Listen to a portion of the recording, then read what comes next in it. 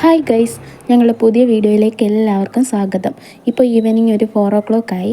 ഞങ്ങളിങ്ങനെ ചുമ്മാ ഇരുന്നപ്പോൾ ഓർത്ത് ഒരു ക്യാരമൽ പുഡിംഗ് ഉണ്ടാക്കാമെന്ന്. അതിനായി ഈ 3 കൂട്ടം സാധനം മാത്രം മതി.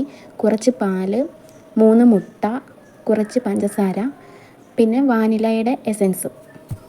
ഇനി നമുക്കിത് ഉണ്ടാക്കാം. നമുക്കൊരു പാത്രം എടുത്ത് പഞ്ചസാരയും വെള്ളവും ഒഴിച്ച് അടുപ്പത്ത് വെച്ച് അത് നമുക്കൊന്ന് ക്യാരമലൈസ് ചെയ്തെടുക്കാം. ക്യാരമലൈസ് ആയിട്ടുണ്ട്. ഇതിനെ ഒരു പാത്രത്തിലേക്ക് നമുക്ക് ഒഴിച്ച് വെക്കാം. ശേഷം ഒരു പാത്രത്തിൽ 2-3 മുട്ട പൊട്ടിച്ച് മിക്സ് ചെയ്തിട്ട് മാറ്റി വെക്കാം. ഇനി ഒരു പാത്രത്തിൽ അല്പം പാലും വാനില എസൻസും ആവശ്യത്തിന് പഞ്ചസാരയും ഇട്ടിട്ട് നന്നായി ഒന്ന് തിളപ്പിച്ചെടുക്കാം. പാലിൻ്റെ ചൂട് അല്പം മാറി കഴിയുമ്പോൾ മുട്ട ഇതിലേക്ക് നമുക്ക് മിക്സ് ചെയ്ത് കൊടുക്കാം. ഇനി ഒരു അരിപ്പ ഉപയോഗിച്ച് നേരത്തെ ക്യാരമൽ ഉണ്ടാക്കി വെച്ചിരുന്ന പാത്രത്തിലേക്ക് ഒഴിച്ചു കൊടുക്കണം. ശേഷം നേരെ 15-20 മിനിറ്റ് ആവിച്ചെമ്പിൽ അടച്ചു വെച്ച് കുക്ക് ചെയ്തെടുക്കാം.